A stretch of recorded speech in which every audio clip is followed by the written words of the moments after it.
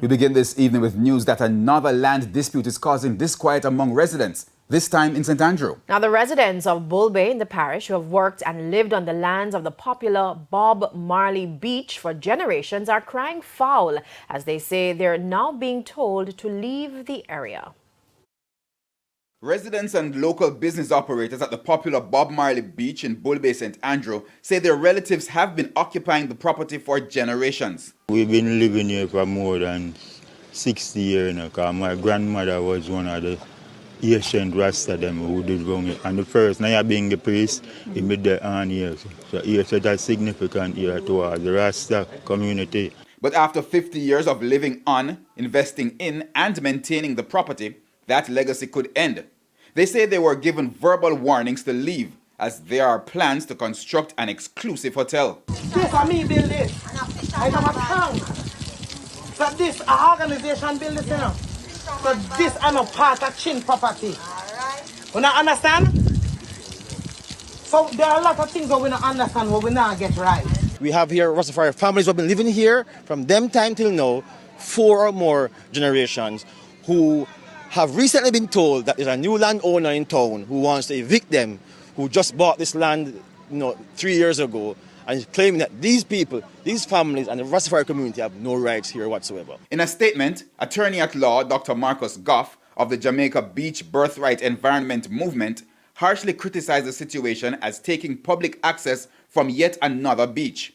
He says demolition plans were to begin on Friday, and so called on the opposition leader Mark Golding to intervene.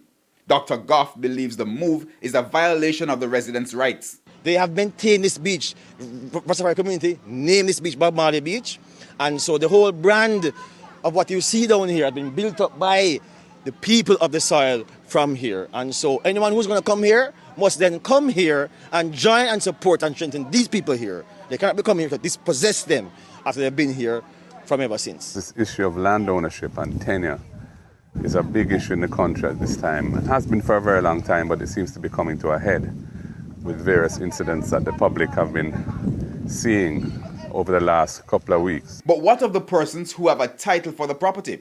Dr. Goff himself is raising questions. Jamaica historically didn't have titles all this way back when, and so most people who lived on land, especially in the aftermath of slavery and emancipation, didn't get no title for no land, don't have no title for no land. The point is that they are here and have been here, and by virtue of having been here so long, they have ownership rights.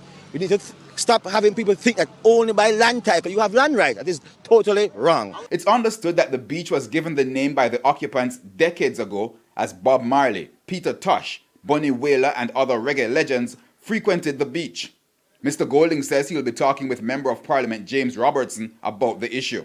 Dr. Goff is calling for the government's intervention, including legislative changes to address land ownership issues. There were heated exchanges as Spanish Town Mayor Norman Scott struggled to maintain calm at Thursday's meeting of the St. Catherine Municipal Corporation. Councillors squared off over last week's demolition exercise in the Clifton community. PNP councillors questioned whether the Prime Minister's demolition orders was in the people's best interest, while a JLP councillor insisted the matter was sufficiently addressed in Parliament this week. Krista Campbell has the details. The Prime Minister did the right thing to ensure that squatting and the unlawful selling of lands by people who does not own these lands will stop and will not continue further in Jamaica. A hot-button issue plunging Thursday's meeting of the St. Catherine Municipal Corporation into chaos. I'll adjourn the meeting. I'll adjourn the meeting if you continue like this. Please allow the councillor to express himself. Whether he's saying right or wrong, allow him. It started with Councillor for the Bridgeport Division, Kennard Grant, raising concern about the demolition of 10 structures next to the Clifton community in Bernard Lodge last Thursday. Who will be the winners in this development, Your Worship?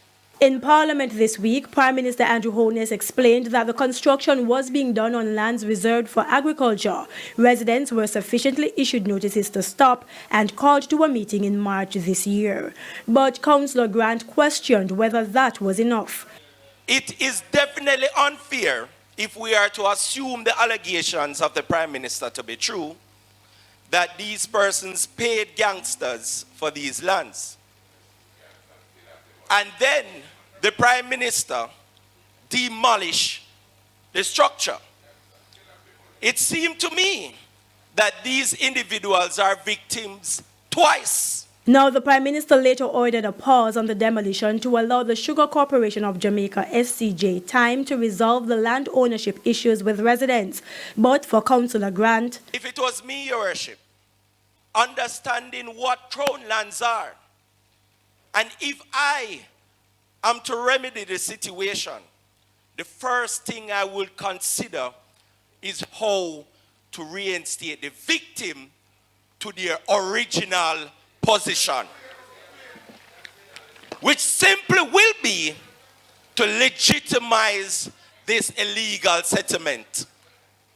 Instead, it is proposed for development. in Parliament on Tuesday, the Prime Minister showed that since last year, persons were building in an area reserved to relocate residents from Clifton if they were dislocated when things like road or sewage were being built. He said most of the persons who began construction in the reserved area have no connection to the Clifton community. The security forces were sent to monitor the demolition because of fears that gang members have captured the area to set up strongholds. Things got heated when the JLP councillor expressed surprise that the matter was being questioned after what he deemed sufficient ventilation from the Prime Minister and seeming corroboration from the PNP MP Fitz Jackson, who had raised the initial issue about land ownership at Clifton. The actions that were taken at Clifton were not as a result of the government oppressing poor people. A security problem that the Prime Minister sought to solve before it got out of hand. Krista Campbell, TVJ News.